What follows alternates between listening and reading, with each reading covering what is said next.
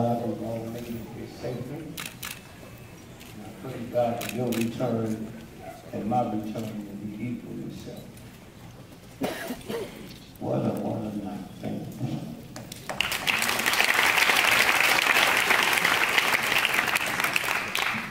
I'm going to let my grandson who started speaking for the family. Take your time. So, I just want to say I'm very grateful to be here. Coming from DC, it's a long way, and I'm thankful that I can be here with all my family and celebrate my grandfather. So, it's like my uncle did, I guess, or great uncle. Yeah, I was going to tell some experiences, about being a grandparent child. So, first before I start, the limitations of being a kid. So, there's things that I want to do, that I know how to do, that I can't do because I'm little. And not in short and I'm young. So I'm 13 Wednesday, and I'm really short for my age. Because when I go places and I tell people I'm 13, and they don't believe you, it really hurts. I'll go there, and they'll be like, oh, how old are you? And I'll be like, 13, they're like, you're lying. And it hurts. Another thing, between white kids and black kids, as far as limitations go, black kids will cuss you out, little black kids. And they will just go on and on. And I remember I walked into a white kid, we got in beef, and I was 7. And I was cussing him out. And he came out to me and he said, you fudge darn it, gosh darn it, ice cream sickle. What? I was so confused because they learned all these other words that aren't curse words and that sound nothing like them. And I'm like, your apple caramel stick. And be real into it, they really cussing you out. So that goes for the limitations of the child. Also, my grandfather has got me in trouble a lot of times. So, I was in class and I like to read. So I was reading a book. I was reading his book, Nigger. And I'm reading the book. And the teacher asked me what I'm reading. I said, I'm reading Nigger. And he was like, what? I was like, I'm reading, Nigger. He was like, oh my God. And he started walking around the classroom, looking at him. What are you doing? I'm reading Nigger. Go to the principal's office. So I go to the principal. And he's like, this is 3rd grade. And he's like, so, call the teacher a nigger. No, that's not what happened. I said, I'm reading Nigger, the book. And he was like, don't bring that material to class. So, it's a good book. I brought it to class the next day. So, as I proceed to read the book, he's like, what are you doing? And I was like, I gotta get it right this time. So, I just showed him the book. I was like, I'm reading that book right there. He was like, what's it called? He didn't like me. He was trying to get me in trouble. I was like, the N word. And he was like, exactly what is that word? I just walked out of class and I got sent to the principal's again. And the last thing I was at war until he comes back. But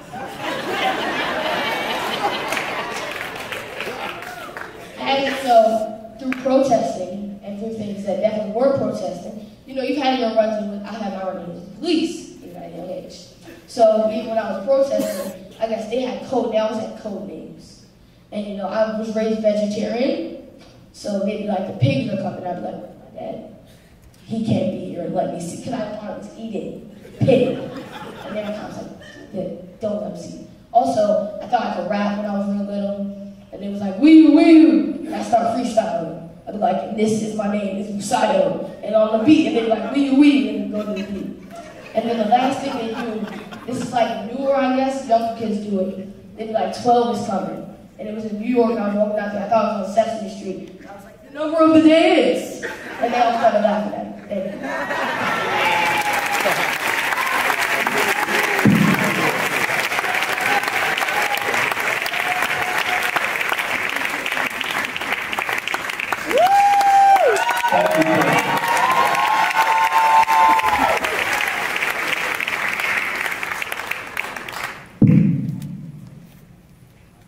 You stayed on long enough.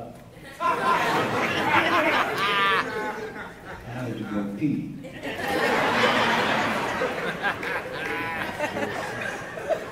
those of you that know me for a long time, I've always talked about water. How much you need. Had a grandfather in St. Louis.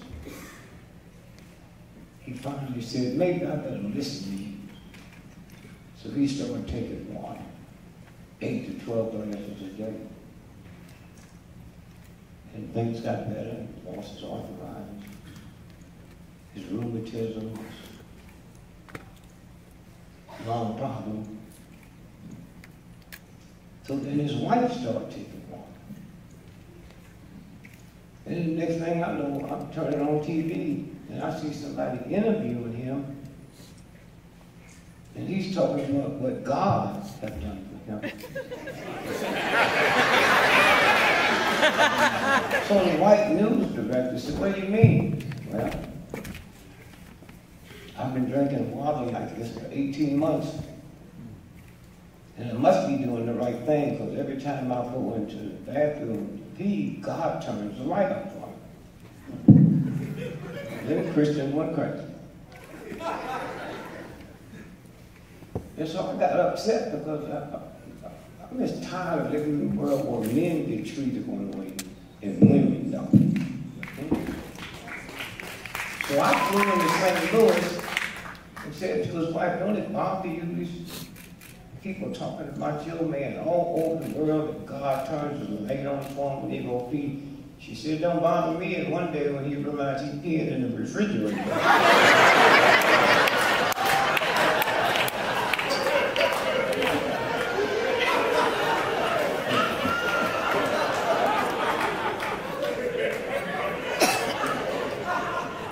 So I cannot thank you enough. And there's no way I can explain to you how I feel. And Joe Madison talked about how long he was trying to get me this star. Joe, you really don't know how long. Since you all come up with the idea and started trying, my shoe size were on 2 sizes. But I thank you. I thank those of you who interrupted your schedule. That flew in from everywhere. I've got kinfolks come in from St. Louis, where I was born and raised.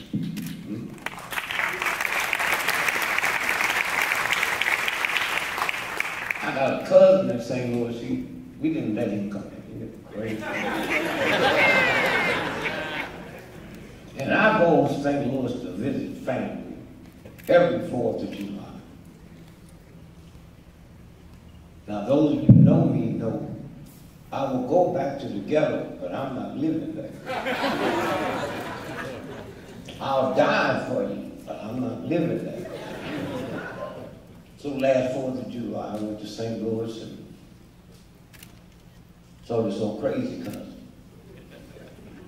sitting on the park bench, cocaine out, reefer dust on his coat,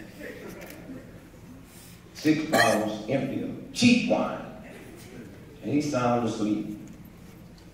I woke him up and gave him an apple. He said, is it organic? Is it organic?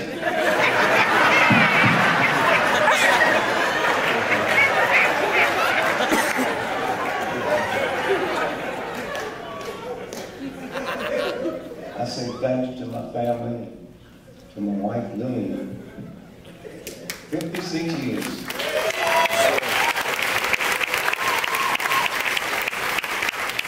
I didn't say I was happy.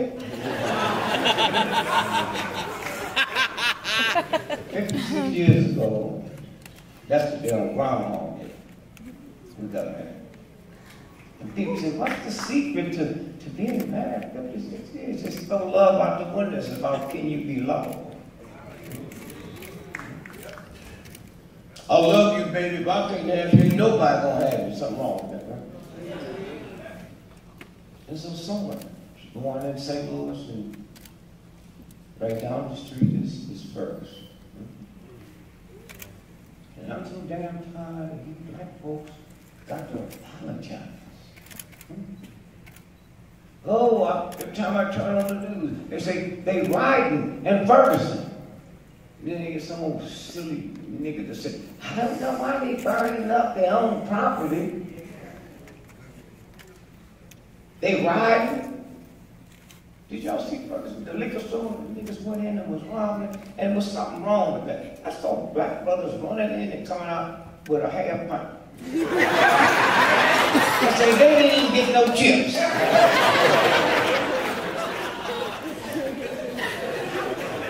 And then these black folks got nerve enough to be embarrassed.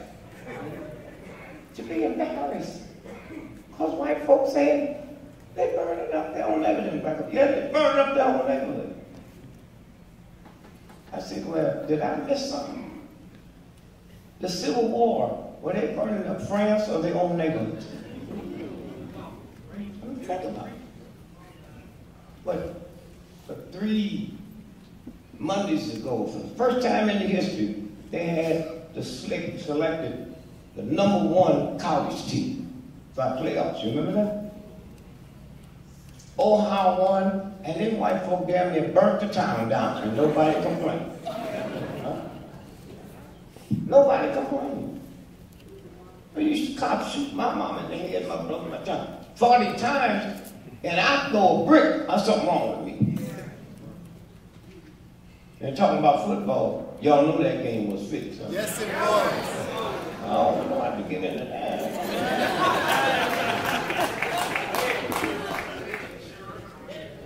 Somewhere.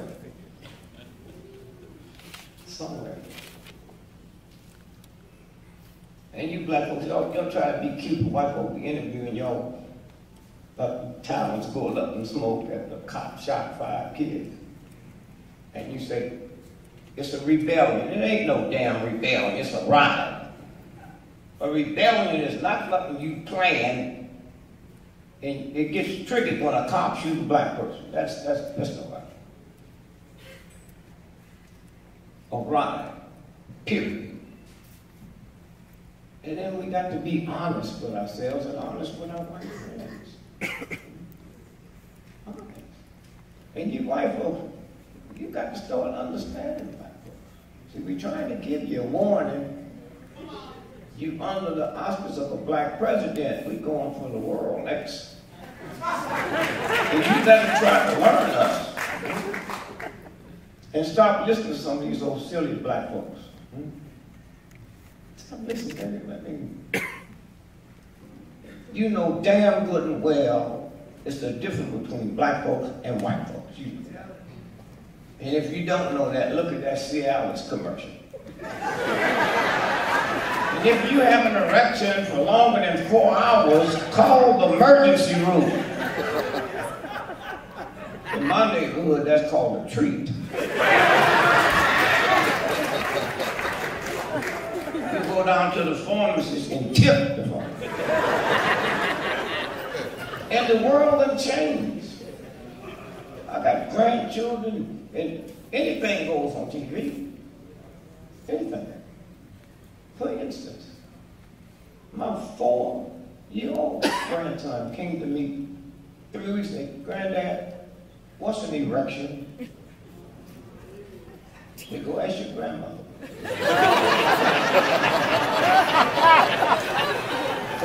He came back with that funny little grin on his face, and I said, what'd she tell you? She said she'll tell me later, but meanwhile, I'll tell you she hasn't seen one of them things around the house in years.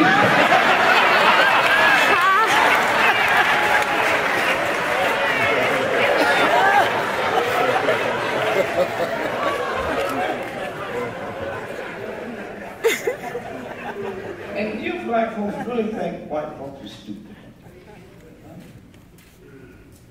I remember when we first got married, she could have anything but debt. When are we going to pay Sears and Roebuck? We act like we have some money, baby. We don't have no money. And Sears and Roebuck knew all we were going to pay for that shit when I got it. You think white men, the Fortune 500, and you think they stupid enough to let they know you ain't going to pay for that shit?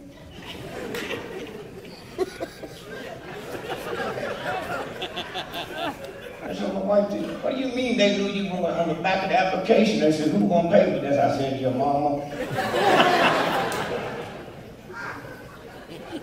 2 weeks later, I walked in the house. She's gone crazy. Craig, sis, woke up. Final notice. I looked at it, final notice. Thank God we won't be hearing from them no more.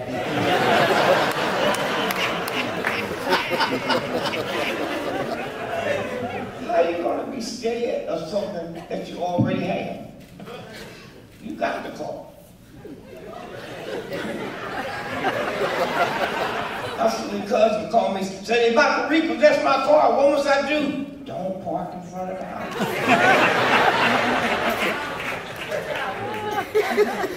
And then you got this other black person that want to be white too. I had a cousin like that. Made good money. Moved to California, Hollywood, lived where the stars live. Had him a Chinese garden, didn't even have a garden.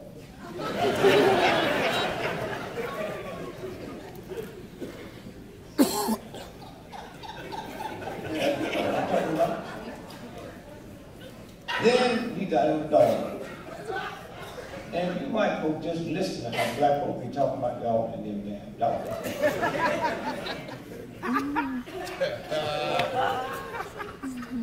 See, I don't understand white folks to your dog, because you hire a nanny to change your baby's diaper, then walk the dog and pick up the dog shit.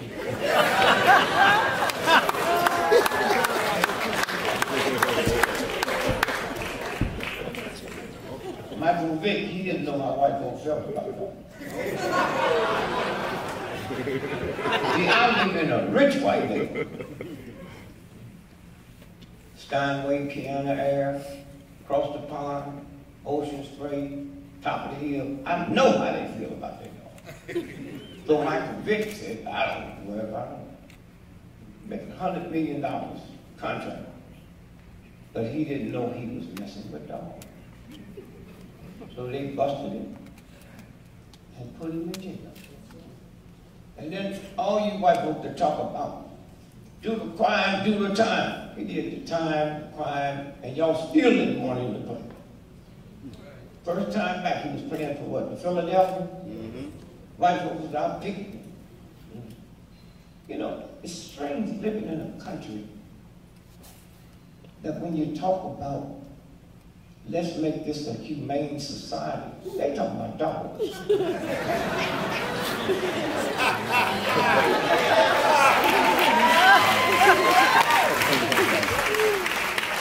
So Michael Vick got out of jail,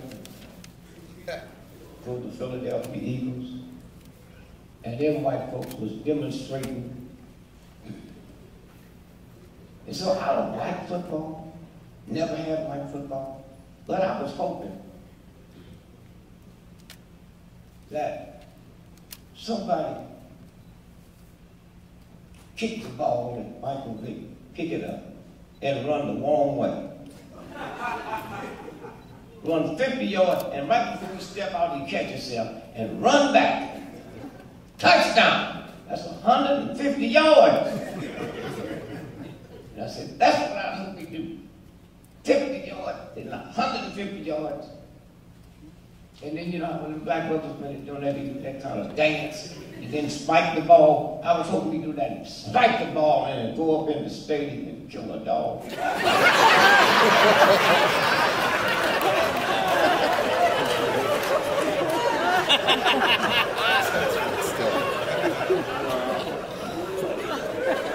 And all you have to do is just look at simple stuff. Look at that tragedy over there where they, ISIS. I tell y'all dumb enough to believe that we got trillions of dollars worth of spy shit up in the sky, and that nigga could put an army together and we didn't see it. Y'all crazy? And I'm trying to figure out the Arabs over there and the Muslims, because they're kicking our ass, and every time they show us what they're doing, we don't see nothing but their own monkey bars. I've never seen them on tank range, practicing shooting. They always on these monkey bars. And we buy into that, right? Somewhere. And we're just talking about my biography. I was in the military. for 3 days. I didn't know it. I was in the middle of the segregation, all black, white captains. So we out on the field that 3rd day, and the white boy said, if you get captured by the enemy, give them nothing but your name, rank, and seal number. You understand that? And 50,000 soldiers says, yeah, baby, we understand. And I stood up and I said, no way. He said, what do you mean? I said, I don't understand. He said, you stupid, I might be. And a lot of times you black folk try to solve conflict with white folk, trying to talk differently. That's when you go back to your ghetto shit. Kyle, did you say if I get captured by enemy, I can't give enough of my name, rank, and seal number? That's what I said, boy. You women know what dog tags are. Don't they have your name, rank, and seal number on it? That means the enemy can get that much information if I were dead. He said, no, y'all got to give me something to negotiate with. He said, what do you mean? Just what I say. If the enemy can get the same information if I'm dead, and he captured me alive, I got to have something to deal with. Like what? Well, I'm not gonna be a prisoner with this crime. Tell you, you must be a traitor. Un-American. You can call me anything you want to call me. But I've been in the military 3 days. So y'all call the Pentagon and put on my record, if Dick Gregory ever get caught, change all your used-to-be secrets. Well, there's something about somebody pouring hot water down my back, snatching my fingernails off, and sticking pins in my eyeball. I tell them where my mama is. And if she don't understand that, I say, wait till that damn water hit your back. So those of you that haven't been to see Selma, run. Run.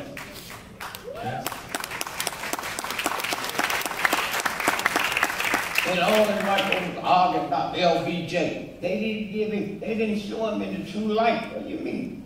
You don't go to movies to see history. If I want to know how old you are, I look at your birth certificate. I don't go no damn movie. And I don't understand what you're complaining about. That's what movies are. I'm born 83 years ago. I went to the movie fast. Soon I learned to walk, all by myself, every time the movie changed. And I know that Cleopatra was a sister, but y'all had that Liz Taylor with that complaint. Selma. I was there. And I said to Sister Whippy, this movie will be selling 10,000 years from now. Why? Because it was as close as you could come to history as you could come. The rest of it is tell you, you go see Martin Luther King, I got a dream, they don't even finish that. And you black folk better watch it. Why? Because white folks will steal your shit. See, I was with King, and I notice now they're making him a little bit lighter. Nose is a little more narrow. Lips is getting thin, and 200 years from now, King be a white man.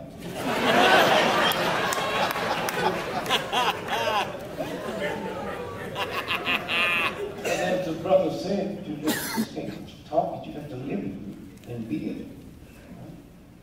And then you see things change. I look at black folks, well, take your children to Disneyland to see a rat, but never been to King's tomb nor his grave. And if he's not been willing to die, we wouldn't be welcome in Florida. That's the thing. And those you got children, don't have to, you got to stop telling them they got to be twice as smart as a white person. Children don't hear what you mean. They hear what you say. When you tell a child you got to be twice as smart, the brain thinks you tell them they stupid. The whole thing has to be, changed around. And somewhere, when I think about it, I'm here tonight because of that civil rights movement. Not Harvard, not Yale, not no pocket full of money, the civil rights movement changed my life. With no guns. So y'all keep missing that. We took on the mightiest nation with the mightiest army in the history of the planet and won. With no guns. Won.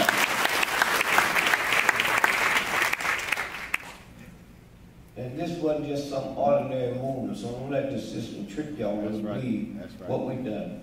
Right. When they killed Jesus, they didn't mess with the disciples. Huh? When they killed major politicians around the world, they didn't mess with the legislature. When they came after us, they killed everybody that could move. They run people crazy. They framed us and put us in jail, and we still here. Still here. So that's why I'm being honored. Just doing what was simple. I'm tired of living in a country that will put black folks, what they put us through, and we opt for education. Opt for education, not liberation. Washington wasn't beating up the British so he could open up a college. The song don't say give me education or give me deficit, give me liberation or give me justice. It's that simple. And you use the civil rights movement as a blueprint. It's a blueprint. No guns. All that King movement and all of us with him did one thing: we became a turtle. Hard on the outside, soft on the inside, and willing to stick your neck up.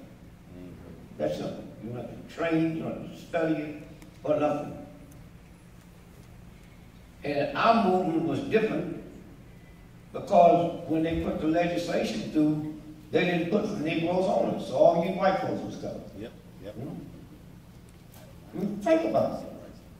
Before that King movement, a white woman in America could not fly a plane in commercial airlines. Right? She couldn't be a mechanic. She couldn't even handle bags. All you could do on a plane was be a stewardess, and you had to look like something off the center page of Playboy magazine. And now you get on a plane now and see an old, short, fat, ugly white stuff. We got her that way. We got her that way.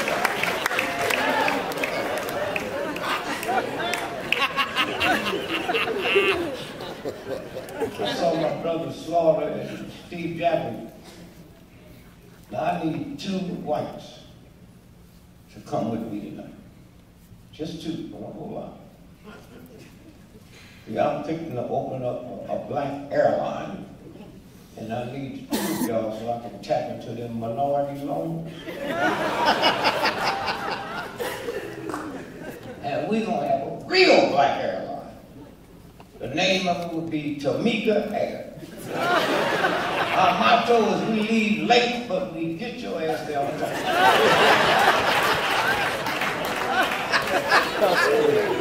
time.